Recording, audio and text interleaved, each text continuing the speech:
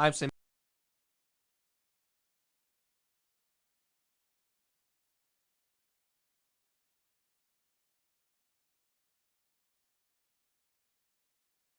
be the first to welcome you to Autism Rocks and Rolls. Now, before we begin, I must note that I am not a doctor or psychiatrist. If you're starting to be diagnosed with autism, please see a physician. I only speak based on my experiences. I also do not own the right to the music that I found, the intro and outro. They are both found on www.archive.org. I also have a mission statement I'd like to reveal with all of you. The mission of Autism Rocks and Rolls is to take the negative stigma off of autism and other conditions that many think are disabled. People on the spectrum are not proven not to be fixed. Those who have conditions do not want to be pitied. There's nothing to be sorry about. I also have some paid for the following. One of the reasons I would like to acknowledge Night Owl and Dean Kelly is their generosity in providing the shirts for our gala, as well as their excellent printing skills. Night Owl Promotions has been in business for 20 years in Ellettsville and Spencer, Indiana. They are a family-owned business with the best and hardest working employees. Night Owl Promotions is the place to go for printing needs. They can assist you. The Rockman ETAL company specializes in educational programs and products evaluations for some of the country's leading media creators, including PBS Kids and Fred Rogers Company, to provide diverse viewpoints and insights. They include neurodiverse participants in their research. You can sign up at bit.ly/REA playtesting if you or members of your family are interested in paid playtesting or storytelling opportunities. Our last pay for the following goes to GM or General Motors Charity for Kids. My father works there, and GM Charity for Kids has been supporting kids' activities in Lawrence County and surrounding communities for many years. Employees, friends, and suppliers of the GM Plan in Bedford, Indiana raise funds for the kids' programs through this 501c nonprofit. And there's some people I also like to thank. I meant to do this in the previous episode in C205, Finding the Blueprint, but I must thank Sonny Von Cleveland, C102, Authentically Honest with Sonny Von Cleveland. But what an awesome guy and amazing guest. Thanks again, man. You rock. Plus, I want to thank this person from our gala, and that would be IDS reporter Christina Avery. She wrote an awesome story about the event. Autism Rocks and Rolls wishes you the best luck in your future. Furthermore, I want to recognize Marie Martin Workman for the shirts that she printed for us. They look wonderful, and if you want one, then contact me at my email address, info@autismrocksandrolls.com. Be sure to get one. It will be a purchase you will not regret. In addition to this list is John Atab from the Blue Collar Enlightenment Show. The reason why I'm thanking him yet again is that he invited me to be part of his first ever Twitter space, and it was my first time doing one. I even brought in James Cox and Ames Shapiro, and John, it was a fun time, and I went the past couple times, and I had a blast each time. Additionally, I want to thank those who attended my mock speech, A Travel to Remember or Not to Remember. It was a great speech, and I am thankful to those who attended. On top of this, I also want to say that I am excited about my next two speaking gigs because this month I'm going to ASET, which stands for Associate Special Education Technology in Canada, and Podfest in Orlando. I'm ready to kill it and inspire those who attend. And since the last time I was here, I did another networking event through Landed for Success. Thank you for letting me on, and I did make some awesome connections. Since the latest episode, I've been on several podcasts. I was on the Modern Day BCBA podcast with Sarah Morris, Prophet Architect podcast with Travis Johnson, the Superhero Finder podcast with Matt Wilson, and the Flip Side podcast with Annie Mai. These are awesome podcasts. Be sure to listen to all these amazing podcasts. Now, folks, we'll be right back. We're going to hear about CPA tax service, so let's get to it. Stephen R. Miller, CPA in Bloomington, Indiana, will take the stress out of your tax preparation and filing. With over 35 years of experience, he is knowledgeable, friendly, and will help you reach your goals of minimizing your taxes without having to spend days reading through dry, technical, and difficult materials. Mr. Miller will prepare your forms and meet with you prior to filing to make sure that you know what to do and when to do it. Stephen Miller and assistant Angel Shearer will make sure your tax prep is easy. See them today at 205 North College Avenue in Bloomington, Indiana. Tax season is right now and not around the corner. Call Steve and Angel at 812-332-0557 or email at stmillercpa@gmail.com. Do it now and don't wait until the last minute to do your taxes. And we're back, and yes, please check them out because they will 100% sure help you out with your taxes. Now, for today's episode, we have one of my connections from the previous season. During season 1 of Autism Rocks and Rolls, I was on her podcast called Hello World with Miyah Sundermeyer, and I figured I would return the favor. Miss Sundermeyer is not only friends with Temple Grandin like me, but she is employed at the Center for Leadership and disability at the School of Public Health at Georgia State University. We are also like because not just because we both have autism, but we have similar beliefs because we both believe in the importance of self-advocacy and equal opportunities for every man and woman. Let's welcome leader and podcast host Miyah Sundermeyer to Autism Rocks and Rolls. How are we doing today, Miyah? Well, hello world. How are you doing today, Sam? Doing good today? Yes, I am. Okay, that's awesome. Now, my first question to you is, what does having autism mean to you? So that'd be a tough question. I think what autism means to me, first of all, that could go in a lot of different directions. That could mean what my beliefs are as far as whether or not do I want to use people first identity or language first identity, or do I want to say on the spectrum? So there's that perspective right there. But I think what autism means to me is, yes, I have a disability, but I think the best thing to focus on, it means to me that you have these disorders, you have these disabilities, but it means too that you're also still a human being and you focus on things that you can do and work around things that you can't. Correct. You got to work around the loop every once in a while, but everyone does, don't they? Well, years ago, I got tired of being called disabled because I didn't like it that people were looking at me like what would say, I'm not disabled. And they were identifying me with, then what are you? As if I wasn't a human being. So I came up with human detour system, meaning that there's certain things that you can do really well. And then there's the detour up ahead, whether it's not driving a car ever or never being allowed to go into an auditorium because the sensory is just too great. But you can go in and have a one-on-one with someone, or you can go and listen to something that was recorded inside that auditorium and have the time of your life and give that feedback with other people online later.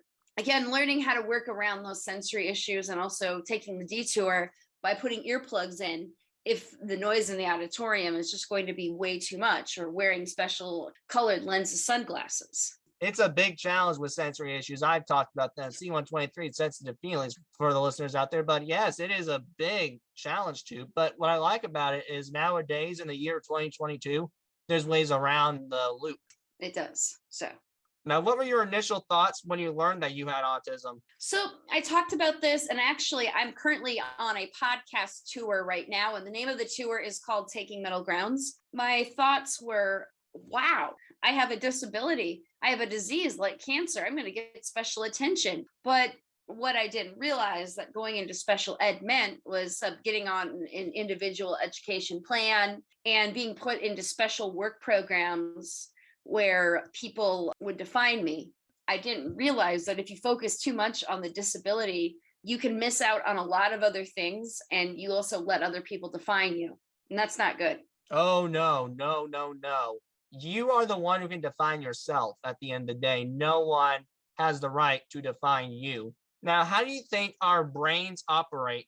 Well, or an autistic brain operates? So I've never seen what my brain looks like, but being that I work at a university, I would love to do a brain scan. Speaking of Temple, so what Temple did, she did a brain scan and she found out that her math department was completely trashed. I think it depends on the way our brains are wired. I have no idea how my brain is wired. Now, one thing I'd like to do is take a brain scan and take a look at what departments of my brain are trashed. Like with Temple, she had a lot of water damage in the math department, but she also had a really long cord connecting, like it was a computer cord that caused her to have those visual images and they flash really fast. I'd like to know what it is in my brain that's causing me to have the eidetic memory. And no, I don't have the eidetic memory where I remember absolutely everything on a soup can, or as Temple talked about it in one of the episodes we recorded together, where she's talking about some people on the spectrum can remember every hotel room number. I don't remember that. I just remember the details, and I remember what happened during said day, during said time, etc. It just depends on the way our brains are wired. That's why it's called, quote, neurodiversity, right? In a way, you could say that. And what I've used with that strategy, with the identical memory, is I've used a lot of acronyms in my life. Oh, yeah, acronyms. Like Burger King, I could probably come up with a long term for that and I'll recognize it. BK. And then I've also heard others that there's white in their head, just a little bit of the color white. Yeah, white matter. Now, I didn't know what it's called. So what is Yeah. white matter anyway? I don't know. Well, oddly enough, one of the areas I'm looking at is because I'm getting ready to go back to school and I'm waiting to hear back from the universities so I can take their undergrad level. I want to take some what you call post-bac classes. The main thing is get some experience and research and pull my grades up because I'm looking at getting into a doctoral program. And I'm interested in doing either developmental psychology or cognitive sciences. And cognitive, I'd like to look more at what the autistic brain looks like. And then you have developmental psychology, and I'm sure you could look at the development of an autistic brain in an infant. I have no idea. I have a lot of research ahead of me, a lot of work ahead. So Yeah, but isn't research the best though half the time? yes, it is. There are times in life that technology is a pain, but Yeah. when it comes to researching, oh my goodness, that's one of the benefits that I love about this computer / internet. We had technology to start doing things remotely. Like regarding technology, we had everything going to telework or working remotely from home during the pandemic. And we also had all these other great technologies, and people really brought out their creative side using the technology. For me, it was how I enhanced my podcast. And it was just really fun to do. Right. And we'll talk more about that podcast later, but you're right with technology. It did help me, and it's very helpful with me because I'm an online student. Because when I've learned via college the first semester, because I had to get my feet wet, I cannot follow along, like zero. It's not the fact that I'm not slacking or anything. It's the fact that I really cannot follow along. Like they say some confusing, we're done because I'm going to question about that and now worry about the next part of the information that they give me. I do well with classes online too, but it also helps to connect with my professor in person because they're saying that if you connect with your professors, they can help get you into internships, and they can also, from what I understand, get you into opportunities where you can help out with things like research. You can build up some skills during undergrad. And that's true. I mean, that's correct. But the hard part is in college is you have to communicate to slow down. And in college, they can't slow down. So what were your last 2 semesters of college like? The last 2, they were very rushed. They were great people. I would never say, oh, these professors sucked. No. It's just, I just couldn't follow along. I had to write notes and pay attention to the board. It's like, whoa, that's way too much. I'm a man who cannot mentally, and I repeat, cannot mentally take notes and watch a video at the same time. If you tell me to, I'm going to laugh at you and then say, good luck with that. That's not happening. Now, question, do you get accommodations? Yes, in the college accommodations, but I question if they're enough for me. Let's put it that way. I understand. For me, what I do, what helps is recording things on my phone and comparing notes with other students. And then also another combination is I'm having prioritized seating where I sit at the front of the class. And then, I know that not everybody on the spectrum can handle this. I've talked to people that struggle to take notes because they're not auditory learners, they're visual learners. And so they need someone to help them take the notes. Oh yes, we tried that and we had to go a little bit around with that. But with me, it's a bit of both. I'm a visual and auditory, but it depends on what the topic is. Let's put it that way. I understand you're still a fan of wrestling. Have you had any wrestlers on your show that support awareness and acceptance? Mick Foley. I got to have him on finally, being C145, getting hardcore with Mick Foley for the listeners again. But yes, I had him. He has a son on the spectrum, and he's my favorite. So it worked out really well, actually. And I'll tell you, if Mick's listening right now, he is probably one of the most humble people you'll ever meet in life. I would say if he's a celebrity, celebrities don't deserve him. He doesn't deserve to be labeled as a celebrity. And I don't mean that in a bad way. I mean that in a nice way, because he's like us. Well, you know what? Celebrities are like us. We just don't see what their lives do. Like, look at Johnny Depp and the situation with Amber Heard. I don't want to say anything wrong because I'm a big Johnny Depp fan. And I love Pirates of the Caribbean. And I will tell you, looking at those videos, it shows you that Johnny Depp and people like Leo DiCaprio, who's another favorite actor of mine. And I personally think both of them are somewhere on the spectrum. And I know that there's a lot of speculation about Johnny being a spectrumite. However, when I look at the video, Johnny and Amber Heard, it shows you just how unperfect their lives really are. I mean, sure, they have piles of money. They live in multiple estates across the globe at various times of the year. I mean, some of them even own private islands. They have personal problems like everybody else. And if you look at the video with Johnny Depp, you can see him getting frustrated, trying to keep it together with Amber Heard. And this was, I don't know how many years before this trial happened. And you look at the things that Johnny does to try to keep himself together and try to manage his emotion by punching cabinets and smashing glasses. No, his life's not perfect. Amber Heard's life's not perfect. Right. No one in life is perfect. And this may be cliche, but have you heard the phrase money? Cliche.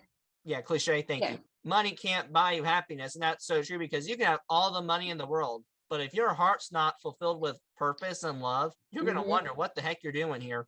Exactly. I mean, you have to wonder if those celebrities are even happy living in some of those mansions. Yeah, it's hit certain celebrities. I've read articles with certain celebrities that fame didn't get to their head when they became basically arrogant, but the fame bothered them. Yeah. Like, I don't know if DiCaprio is arrogant, but honestly, I've read that he calls himself un-Hollywood. I think I know what you're talking about. However, the whole thing about fame bothering him, I've read that he gets so stressed out that he's become a chain smoker and he's been trying to quit. It's like him and his friend Tobey Maguire, they can't stand having their pictures taken, and they just they get mad and they smash people's cameras. Let's not put the paparazzi around them. Yeah, that's got to be overwhelming. So what I understand is that DiCaprio will try to be as discreet as possible, and he'll be the master of disguises so people won't recognize him, so he doesn't get harassed. And then Tobey Maguire gets frustrated when fans want to take pictures of him. I mean, he gets so frustrated that I understand he smashes up people's cameras. And a lot of people think that both of them are jerks to their fans, but no, they're not being jerks. They're just protecting themselves. Right. I mean, we all need privacy in life. People have to have privacy. You need privacy.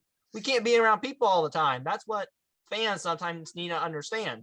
You know why they take days off sometimes? For their sanity. Yeah, exactly. I mean, the media makes them out to be, oh, Leonardo's mean, Cameron Diaz is mean, they're stuck on themselves, yada, yada, yada. Well, you know what? They may try to look arrogant, but they're probably just guarded. Like, Temple Grandin. When I first met her, she was very guarded. And I understand, because those celebrities, they have to worry about people using them for things. And so I don't bother Temple all the time just because I know her. I mean, she has such a busy schedule and she has her own life. And I don't either. Now, what is the most rewarding and most difficult thing about having autism? Well, I have the eidetic memory. That's rewarding. And then another rewarding thing is working at a university and collecting autism resources across the state. And I don't collect them. I just look for autism resources, and being a person on the spectrum that was hired to do that and having that inside perspective. So in a way, you're living the dream job. Yeah, but it's not perfect. Speaking of perfect. Right. I mean, nothing's perfect, but it feels like what you're saying is you're basically most days, because believe me, I have some family members who don't love their jobs all the times, but most days you feel like you have the dream job. Yeah, like I love having my own office. I love having Lion King plushies up there. I got a picture of Temple Grandin in my office. See, you're just living the great life, and that's all it takes. And the great life for everyone is not your ideal life, honestly. I have times where I get frustrated too. I mean, I get frustrated at some of the things I see at work. I don't want to get into it, because I want to try to be as professional as possible. But sometimes I'm frustrated because I have an associate's and a bachelor's degree right now. I'm frustrated because I'm going to need countless hours of certification, qualification, and countless hours of mentoring and education to go to the full focus. I mean, my dream job is to teach, and my dream job is to do research. Well, let me ask you this then. Are the frustrating times worth it? Like, are they worth going through? I think they are, because you live and learn. Yeah, everyone does. Everyone has to at one point in their life. No one comes out of the womb perfect. No, they don't. So what about you know? Do you have a job now, Sam? This, if you want to count this, but that's it. But I do speak. I'm starting to get speaking gigs, so I saw. That's what I'm doing right now to answer your question. I should start getting into speaking. I mean, I've been trying to reach out to Future Horizons because I would like to write a book about my experiences of being a woman of the spectrum. I recently just turned 40 last October. And so I'd like to talk about that as well and talk about things that I've learned in the work environment and things that I've learned along the way. I mean, sure, college is great, but one of the things that you really need to know is it's not really the college that'll get you along the way. Yeah, that'll get you a lot of experiences, but it's the hard knock school of life that will really educate you and shape who you want to be. And that's what I'd like to do. And then again, I'm a public speaker as well. Like over this past weekend, I went to a convention and I held a autism friendly panel, which was very, very refreshing. I mean, myself and everybody in that audience had a blast and they felt like they could really relate. And so I think they were grateful for that. I really like doing that. And it was the first time I'd ever done something in person versus doing something remotely. I will say this, it is a different field when you go to in person and virtual. It's like what Temple talked about when I recorded my second episode with her. I mean, I've done 2 episodes with Temple. The second time she was finally talking about how Zoom, it was causing people to feel fatigued from virtual things. And I agree with her. But she said at the same time, it was very rewarding because she's getting older and she can't handle everything all the time in person anymore. But she said that she's got more opportunities to do more virtual speaking events in other countries that she otherwise would not have been able to do. Correct. She spoke at my gala, and I believe if there was not any Zoom, there'd be no Temple speaking. Yeah. So she called in the Zoom. Yeah, via the event's internet. So what did she talk about? Well, it was mainly question and answers, but we had some great questions and some great answers. Yeah, I can't remember what they were off the top of my head. Tell me about this gala. All right, so we can go into a little bit of details. So the gala event was really on April 16th, 2022. I promoted a lot on this episode, but we did it in Bloomington, Indiana, and we were trying to promote success for everybody, what success looks like, because in my eyes, owning a limo and getting up every day is basically the same thing. Very cool. So what kind of event was it? Black tie or was it cocktail attire? What was it? Black tie. Oh, really? And how many people showed up? Well, through volunteers, over 100 that I can think of. I bet it was beautiful. Oh, it was a beautiful and happy day, for me at least. Yeah, you'll have to show me the pictures after this podcast is over. I will. What advice would you give to someone who just learned they had autism? I think one of the things to know is, once again, okay, so first of all, you've heard everything about how you're disabled and you'll never amount to anything. First of all, I want to tell you, if you're listening to those voices, sure, there are things that you are never going to be able to do. But remember this, those that know me the least have a lot to say.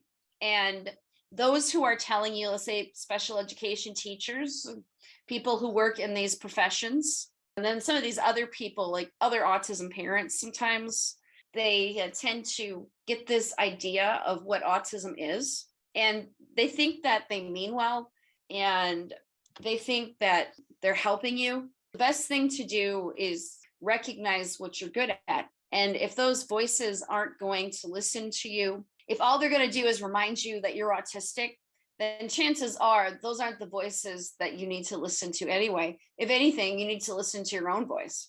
All right. There are different voices everywhere. Find your voice, and you might as well ignore it, because if you think about this, saying you're going to push someone in the pool and pushing someone in the pool is way different. Yep, exactly. Now, I do want to talk more about your podcast. So why did you decide to start your podcast, Hello World with Miyah Sundermeyer? Well, first of all, I started my podcast as actually Miyah Sundermeyer. It's Hello World with Miyah Sundermeyer, but Miyah is fine. But I started my podcast after being interviewed on another podcast with Dr. Stephanie Holmes of Converge Autism Radio. And actually, Hello World with Miyah has been a brand since 2014. It started out on YouTube And the name of the series was called Hello World with Miyah. And I just recorded a bunch of YouTube videos. And that eventually expanded out into blogs on WordPress. And then in 2019, I decided to officially start the podcast. I had been thinking about it for a while, but after being interviewed for Converge Autism Radio, I decided to take a step deeper, and I wanted to start talking about topics that were more educational. And I wanted to give my 2 cents on what's going on with autism in the media. And I just started doing shows that were about 10 minutes long or less. And then the pandemic hit, and I decided to invest the money and enhance the show by having guests on. And I started reaching out to them. I had some people who I knew in my networks that I thought would be great guests. And then I also reached out to Temple, and she was so excited. And so I talked to her in April, and I'd also spoken to Haley Moss in April. Now, have you had Haley Moss on the show? No, ma'am. But now you say that, I might think about it. She's really good. She has a lot of really interesting things to say. Like, she said that one of the things that really bugs her is when we have employers that hire individuals on the spectrum. They don't hire them for their skills. They hire them because it's the right thing to do. And that is one of the things that she advocates against. I don't blame her either. You should not hire us because at the end of the day, you feel bad for us. No, you need to hire us because you want us there, not because you need us there. Yeah. And not because they want to hire someone just to show off and then they don't treat those employees right. I am curious, why did you want me on the show exactly? And this is just a curious perspective. So first of all, I was looking for people to be on the show. And in fact, I'm always calling for proposals. I mean, my show is not as big as yours. And I'll get to something else really important in a minute. But the reason why I wanted you on my show is because Stephanie Holmes has a lot of great references for guests. And so you've been on Stephanie's show, Converge Autism Radio. Yes. Yeah, she referred me to you. And so I thought, you're a voice of autism. You're a podcast host yourself, and you own your own show. So I thought it'd be really curious to have you on the show as well. You got to remember, I'm 19. Being autistic at 19 is way different to being autistic at 35 or older. I'm 40. I know. I was thinking it really is. I was thinking of a range age. Yeah, when I was your age, I had a very different perspective. I wanted nothing to do with being autistic. Back then, I thought to myself, if I just live on my own and not tell anybody that I'm autistic, then I guess I'll be okay. But people realized that there was something off about me. Back when I was 20, which was now 20 years ago, I attempted to live with 2 roommates. And yes, I had a diagnosis back then that was a PDD, pervasive developmental delays, or PDD-NOS, none other specified, which back then they referred to as high functioning autism. I would tell everybody if I had a disability, I would tell them that I had ADHD. I did not want people cramming down my throat about what services I need or what services I qualify for. Are your parents paying for you to live here?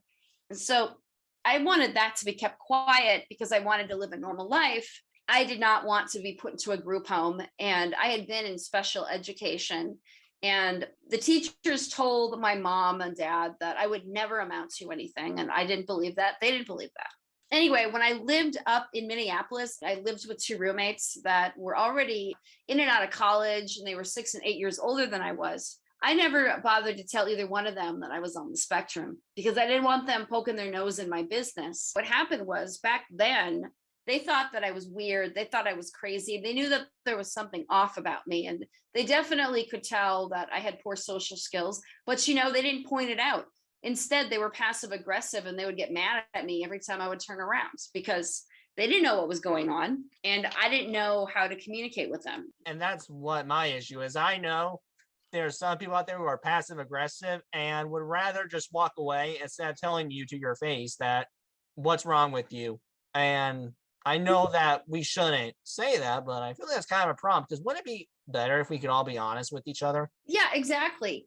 First of all, I don't want to keep bad-mouthing my roommates, but it wasn't the best fit for me, and it wasn't the best fit for them because we were all in very different places of our lives. As I said, they were in their older 20s and early 30s and late 20s.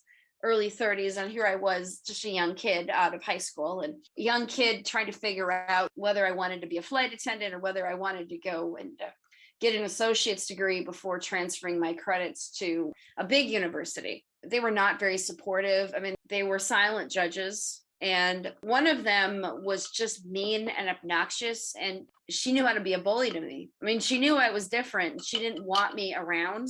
She decided to hurt my feelings on purpose because of that. Instead of telling me that it would be inappropriate for us to hang out, it's like, look, I know you want to be my friend, but I just don't think we're compatible. And instead, she just pulled a bunch of other inappropriate and immature stunts herself. But here's the deal. I wish I could have learned this sooner. I wish you could have. You could have walked away. Let's put it that way. Well, if I would have done that situation all over again, I probably would have put up some signs, and I probably would have told the roommate, hey, could you guys put another ad in the paper? And I should have listened to them, and I should have gone to the local community college and put up some signs and looked for some roommates closer my age. Or I should have also looked for some basement apartments where I wasn't going to be treated such, you know? Right. And it happens though. Like you said, we live and we learn. Now, I do want to talk about your diagnosis. So I'm curious, what were some of the clues that made you think that you have autism? Did you figure it out eventually, or did you have to play Scooby-Doo in order to learn that you had autism? I sometimes wondered if I had some sort of a disability because, first of all, people were calling me the R word, and then I was placed into special classes. But I thought that I was put in those special classes because I couldn't handle the mainstream classroom over the fact that they were just very overwhelming. I never thought that there was anything wrong with me. I just thought that what I did was, hey, a part of everyday life. Okay, hey, I don't ride the big bus, I ride the short bus. I go to a special classroom that's small, and I have tutors, I have these things, but I never thought that I had anything wrong with me. I mean, it was only brought to my attention that I had a disability after I was diagnosed with autism, and my parents put me into a special education classroom. And I liked it at first because it meant no homework. I never really assumed that there was anything wrong with me. I mean, people had to point it out. Like, for example, I had poor social skills, and I didn't realize that until after I'd moved out of my roommate's house. A lot of people picked that up, and then other people also noticed that I was just a bit more immature than they were, and I had other interests that other teens and adolescents, or teens and adults, had that I didn't. Like, I was still obsessed with Disney movies, or I still had a fixed focus on that Leonardo DiCaprio. Oh, I understand that. To be honest, I'm 19. I still love immature shows. What shows? Oh, gosh. Let's just say they're not like the shows that are R-rated, but the shows you wouldn't want to watch with your parents. Like cartoon shows? Oh, not Adult Swim, not that, no. Like adult rated R movies that basically involve a lot of just funny 15-year-old stuff. Let's put it that way. Think about what a 15-year-old would like to watch, but couldn't. I didn't start liking teenage shows until I was 15. I mean, I was obsessed with The Lion King and like The Hunchback of Notre Dame, and I would go talk about those things nonstop. But I also liked teenage shows. Like I liked Kenan and Kel on Nickelodeon, and that was really popular back in the 90s. I also like adventure movies. Like I love Twister and Independence Day, but I didn't look at them from a grown-up perspective until years later. Like I watched the movie Independence Day, and I had a chance to analyze the situation and analyze the movie. Like, yeah, that's unrealistic, but I liked things that teenagers and adults liked. And then I just gradually started to like other things. Like I got into Leo DiCaprio, and I got into the whole teen idol thing, and then bye-bye Disney for a while. And I got into Titanic. I got into watching the Leo movies, but I was also quite immature. Like I was acting like a 10-year-old, and I would mimic some of the things that Leo would say that were bad words. Just start scripting things that were just inappropriate. I didn't actually start watching these movies again until years later when I was mature enough to watch them and really understand what was going on. I was just too infatuated with DiCaprio. But hey, you found a fixated interest and it gave you purpose. That's what I promoted on the last episode as well. Yeah, it was just a special interest, and that was Leonardo DiCaprio. But I realized that I could have probably broadened my interest, and I could have probably done something related to podcasting and related to maybe learning how to write articles in the local school paper about movies that were popular. Something you can do with Leonardo, try to get him on your show. Yeah, well, did you know he played an autistic character back in 1993? However, it's my understanding that that man does not like being interviewed. So I don't think he'd want to talk about that. Well, you can give it a try. I tried with Mick Foley and it happened. So you might as well. Yeah. Well, I tried it with Temple Grandin and it happened. I wouldn't mind having Johnny Depp on my show. I also wouldn't mind having Chris Pratt on the show. Oh, I bet I can imagine Chris Pratt. He's pretty funny. Oh, yeah. Did you know that he was promoting the new Jurassic World movie? And, recently he tried to climb into a Lego dinosaur and the people at the event told him to get out of there. Well, he probably was acting like a 10-year-old in it. Yeah. The other thing, too, is probably not very smart because you climb into a Lego structure, you can imagine the stability in there. Yeah, point taken. Now, I do want to talk more about your friendship with Temple Grandin. So how did you get to become friends with Temple Grandin? I wouldn't say that we're like close friends. I'd say she and I are more like professional networks, but she and I have formed a bond over time.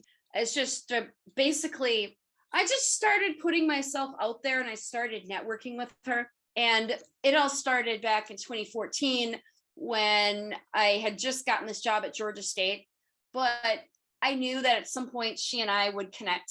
I just had this feeling that she and I would end up talking. In 2014, like November, like Veterans Day, 2014, speaking of eidetic memory, which is November 11th. By the way, that's Leonardo DiCaprio's birthday. He was born on November 11th, 1974. And so anyway, getting back to when I met Temple Grandin, which was surprisingly on Leo's birthday. So basically, I heard her speak, and this was the third time I heard her speak. I had heard her in person a couple of other times. And this time I had a new job. I had business cards. So I was determined to give her a new business card of mine and connect with her. And so the first time I met with her, she was like what you said the last time, just really rocky. And so she asked me what I wanted to do with my life. And I tried to give her the works, and she cuts me off and goes, "Hey, I don't have time for that jargon, and the rest is BS. What do you want to do with your life?" And being me, I was nervous. And I said, "Well, you're Temple Grandin, but I'm just Miyah Sundermeyer." And then she started talking really fast about some of the things that she had to go through, including the time that they put bull testicles on her vehicle. Oh, yeah. I mean, that was awful. I mean, I hated to laugh at it, but I can't, because I didn't laugh at it because it was funny. I laughed at it because why would someone take the time to do that? Well, I've never laughed at that scene, honestly. Every time I watch that movie and I see those little testicles on her car, or that was Claire Danes, I thought, oh, that looks like something out of a horror movie. Well, I laughed at it because it was stupid. It was stupid to do that. That's why I laughed at it. It wasn't because I was saying, oh, haha, she has bull testicles on her car. And I was like, really? You took the time to do this? Don't do that. Well, the way that they treated her was pretty bad. And yeah, we watched the movie too before we had her on the show. Really? I saw her in person the first time at the Center for Disease Control in 2008, but I was in a very different place than I am now. I wasn't that interested in her. I went and saw her in person for a very different reason. In fact, I wasn't even interested in her back then. I was interested in the guy who was on the spectrum. He called me up and told me to go listen to her. And so I went for that reason. I went and heard her speak. And at first, I just thought she was really interesting. And then I also had grown up hearing about some woman on the spectrum that had a doctor degree in something with animals. And back then I thought she was a veterinarian. But then I heard that she was an animal scientist. And I thought, oh, maybe she works at zoos with monkeys, or maybe she does what Jane Goodall does. Or in a lab with monkeys. That's what I thought of. And I thought maybe she did animal behavior with great cats or something, or she worked at some sort of an animal conservatory. But then when I heard her and I saw her in person, like first thing I saw was, oh, she's a cowgirl. But I wouldn't end up meeting Temple until 6.5 years later. After that, there were just a lot of other networks of ours that had her for their speaking gigs. And so I just went and started networking with her. And then I started networking with her publishers at Future Horizons, and I started blogging for them. And then I found out that I could email her. And so she and I started touching base by email. And then I started going to some of her talks. And that's how she and I became familiar with each other. Well, speaking of talks, through the talks or just through talking to her, what has Temple Grandin taught you? You remember last time we talked about how blunt she is? Yeah, I love it, but continue. Yeah, me too. Well, she means well too. So as I said, I blog for Future Horizons, and I haven't blogged in person for them in a long time. I can do it virtually, but I'm waiting for them to go back in person because it's just more fun. And it's fun to get pictures with Temple. Just before everything closed down, this was January 2020, I sat in front of her so I could hear her speak because, again, I have a shorter attention span. I kept getting up to use the bathroom and she kept her eyes on me. And she firmly said, you really should not be texting. Because I was also tweeting about the event and she got mad because I thought I was texting. And she goes, no, you've walked out of here twice. And then she said something else and she said, don't worry, this will mean something to you someday. You'll thank me later. This reminds me of the time that somebody slammed down, or my boss slapped down that can of deodorant. I looked at her and I said, you always do.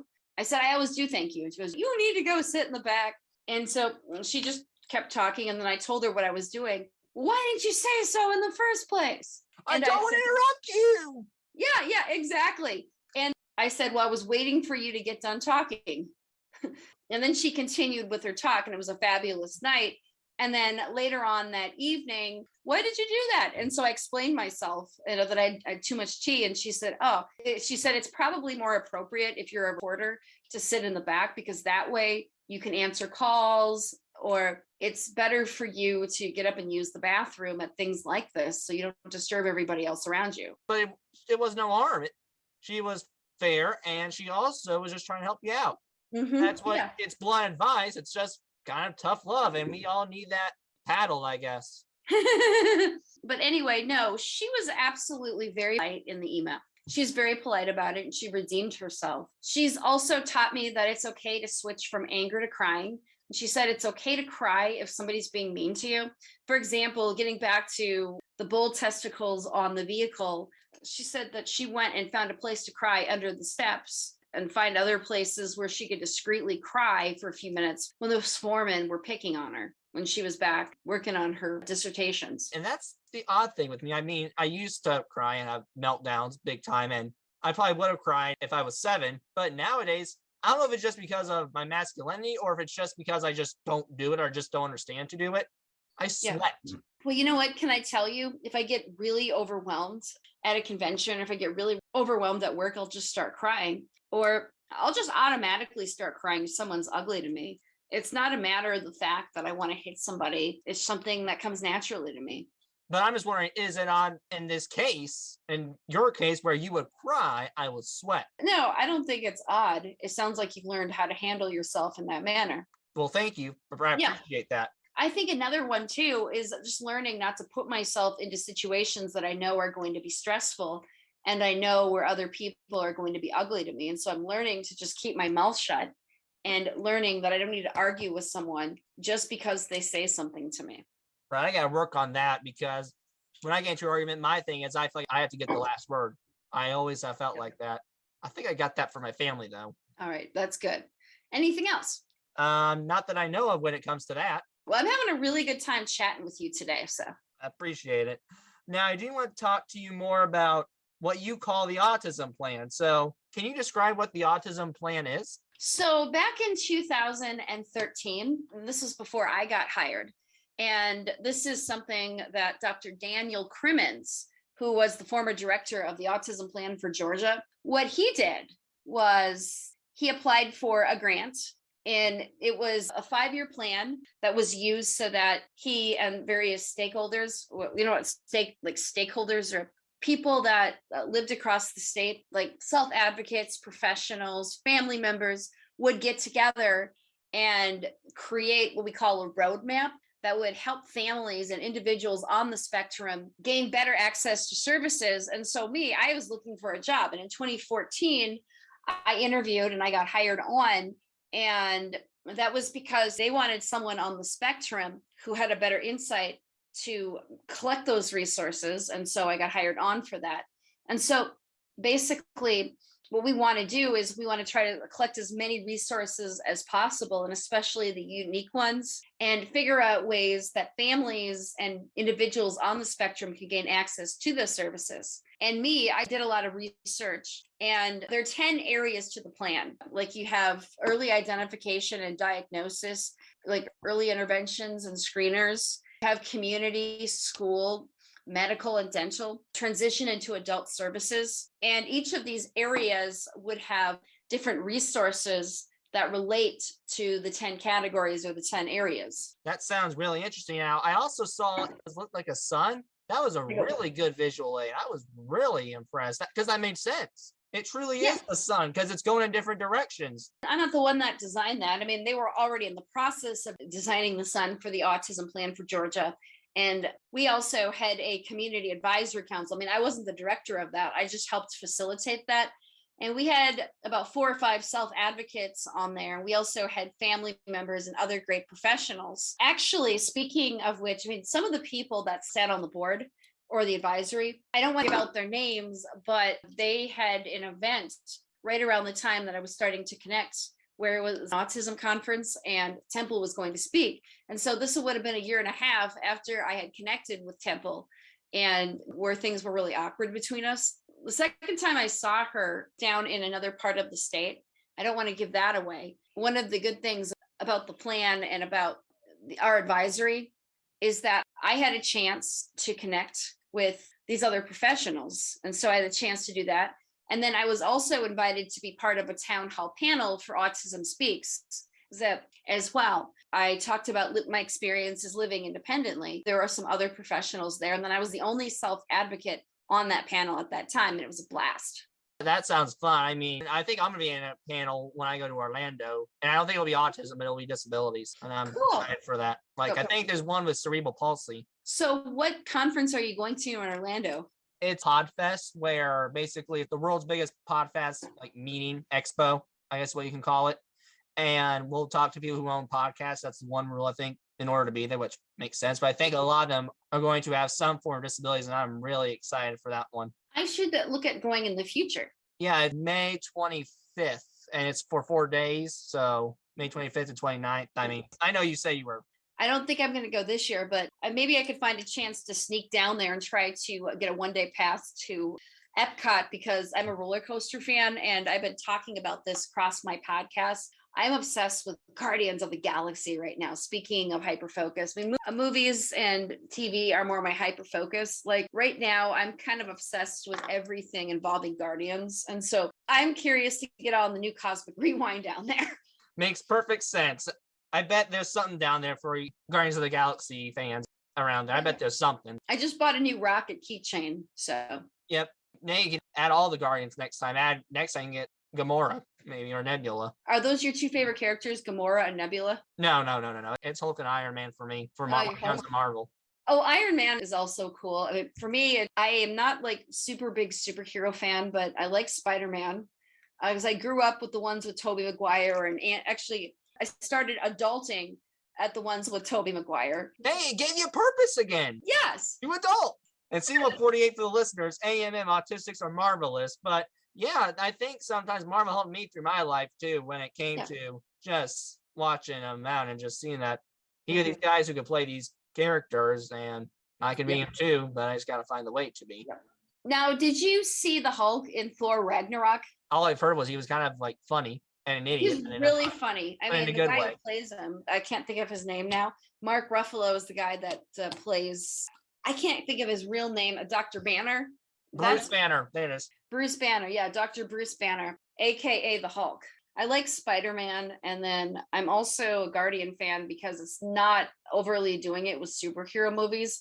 I like that it's more space themed, and what I like is that it's like the Star Wars of this generation, like the original Star Wars when it was cool and popular, only this time you have more classic rock.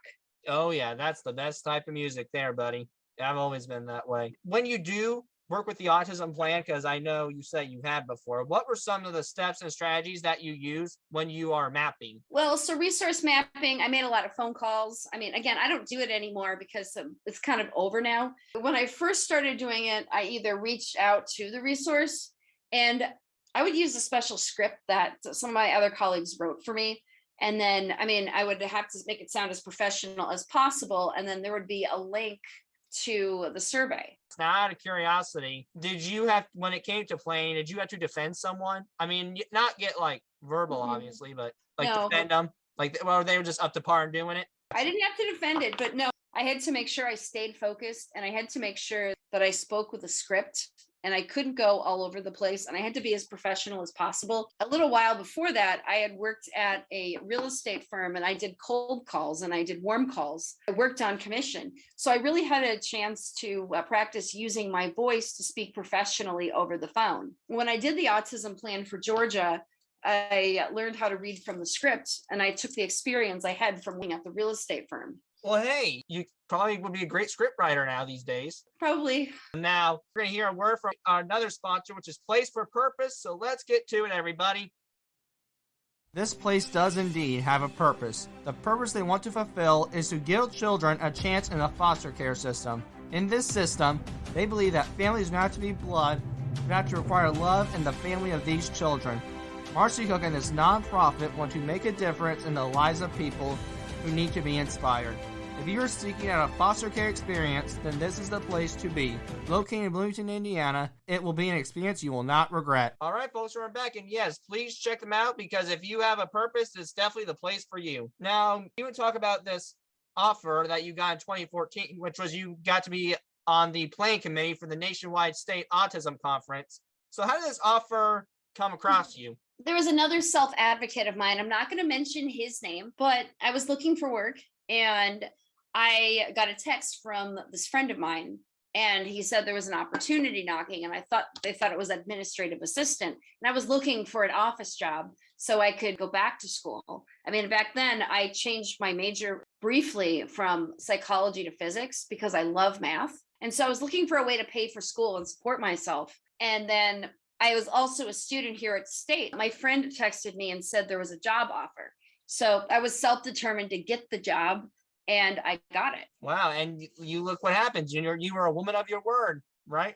Mm-hmm. I think a lot of people on the spectrum are man and woman of their words. They're the one thing I can say, if you don't think they're good, let's at least say that one positive is they'll keep their promises. So, now, I do want to talk to you about your position, which is where you are employed at the Center for Leadership and Disability at the School of Public Health at Georgia State University. How did this position go from temporary to permanent? how it went from temporary to permanent? Well, I just worked really hard. And look what happens. When you work hard, you boost up. This position I'm talking about now, see, this is different. I mean, sure, I represent the center. I want to be very careful about what I say. But yeah, that's how I got in. I mean, I love it. I've even thought about writing a thesis based on the work with the Autism Plan for Georgia and going back and getting a master in public health. But I want to get my master's and my doctorate together in either developmental psychology or cognitive science, cognitive psychology after taking that my last semester. But I'm sure those could probably also tie into the Autism Plan for Georgia, because one of the areas, I mean, this is not a work-related podcast, but I just tell you that one of the areas that they look at is early identification and screening. And if I went into developmental psychology, I'm sure I could be going into that area as a resource. Yeah, it may happen one day. I mean, resources are so valuable. It's been my savior grace half the time. All right. Anything else you want to ask me? Well, I do want to ask you, what about the Center for Leadership and Disability do you love? So what I love about working at the Center for Leadership and Disability, the people here are very positive, and the people here believe in acceptance and inclusion. They also believe in helping individuals who are disabled become all that they can be, whether they're autistic, and they have some really cool programs, and they have some really cool projects that they've worked on that I just admire. Right, which is what they do, because your motto says they empower individuals with intellectual or developmental disabilities. They sure do. What do they do to make sure that they do that motto? I don't really know if I want to go into all of that, but I don't know if I'm at liberty to say that. What they want to do is they want to create more of a safe space. They want to make sure that we feel empowered, like focusing on what a person can do and work around what they can't. That's it. That's what I'm glad they are. At least there's some place that wants to care for us. Now, I do want to talk about this. I ran the website. You teach this class, kind of. Well, you don't teach it, but it exists in your job. It's called peers. Peers? Yes. Yeah, I don't handle that at all. Right now, I'm working with the admin team. But what peers is doing, it teaches social skills to teens and young adults. Oh, and that's awesome. But even though you don't work there, have you heard of what they do, or like what does Yeah. it mean Yeah. to you? I'm not involved with them at all, but I have done some reading on what they do. Peers is a very, very structured model that to be qualified to do the job. I've read the books, and from what I've read, they're very structured and they're very strict, and they want everybody to learn as much as possible out of these peers programs. So, And yeah, that's awesome. Because I was wondering, I mean, is there classes that teach us how to social? Because I feel like we need more of that these days. But yep. there is something, and I thought, wow, I wish I could have had that when I was 10 years old.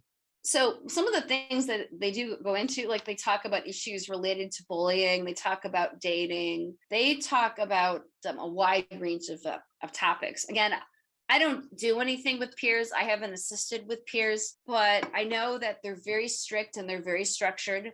And I know that a lot of people have gotten a lot out of it.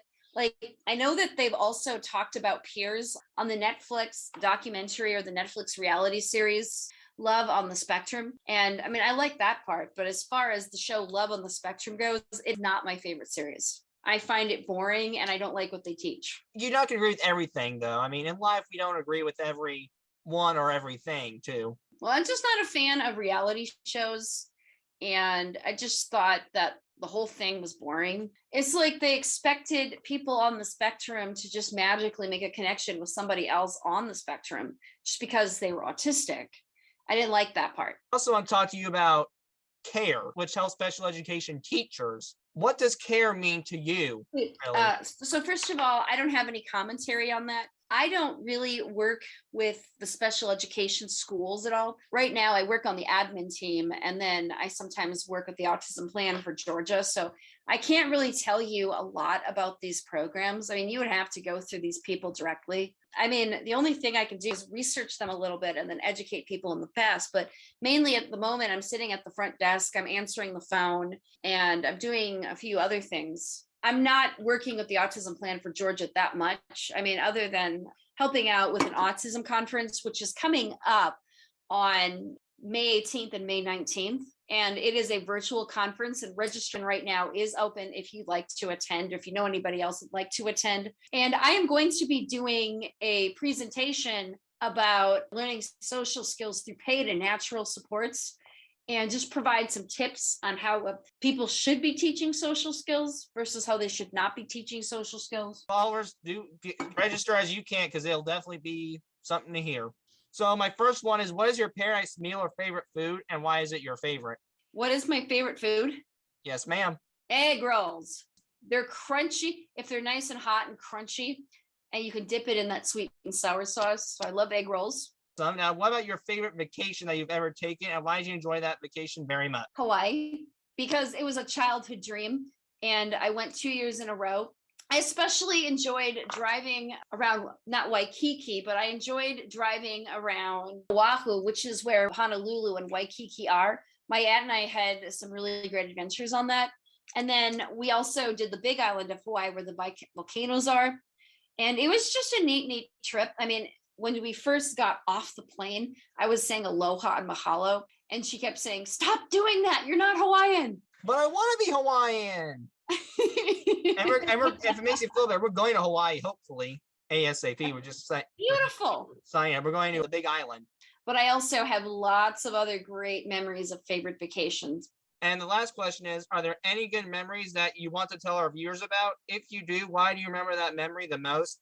Now, before you answer, I like to answer with the good memory that made you feel good inside, and a funny memory that made you fall on the floor. First of all, I can think of a good memory. It's like the Johnny Depp trials are going on right now, and everybody's going back and rewatching Pirates of the Caribbean. So I can think of a good memory of a friend and I going and watching Pirates of the Caribbean, Dead Man's Chest.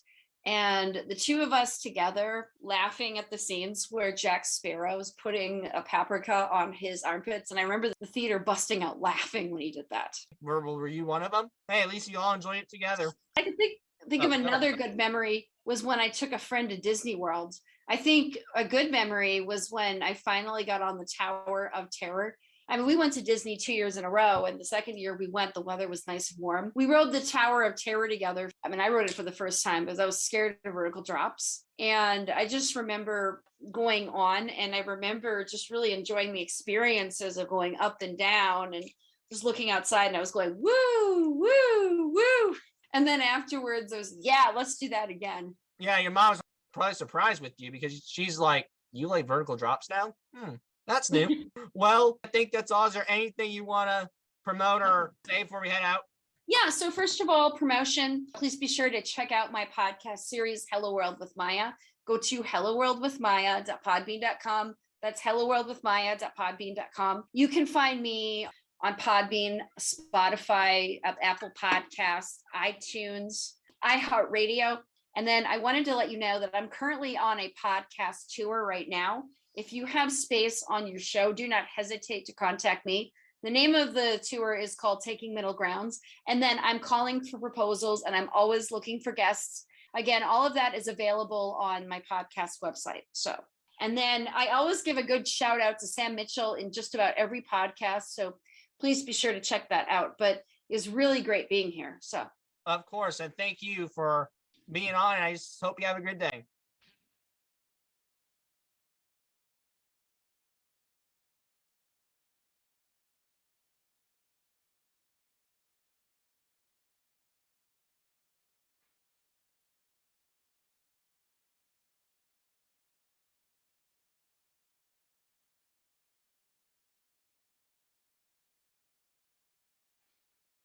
Thanks for joining me for this episode. Please tune in for another episode coming in very soon.